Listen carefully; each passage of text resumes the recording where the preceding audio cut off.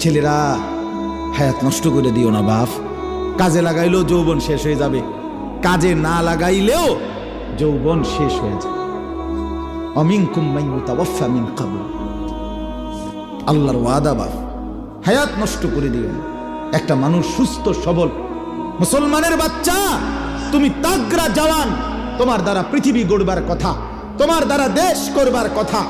এই তোমরা যারা এখানে লেখছো শিকড়ের বন্ধন, করম আলীর বংশ, আমি শিকড়ের বন্ধন জিজ্ঞেস করতে চাই। শিকড় যে না ভুলে, সেই শিকড় চিনে, যাদের মাথার চুল বাবার মতো না, দাদার মতো না, ইসলামের মতো না, আলেম ওলামার মতো না, তোমার শিকড়ের সাথে কোনো সম্পর্ক নাই। মিথ্যাবাদী তুই বেটা।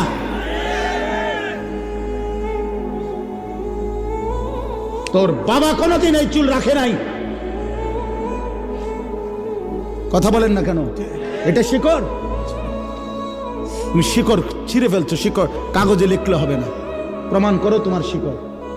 তোমার দাদা দিন রাত, তোমার দাদা মোবাইলে উলঙ্গ ছবি দেখতো না?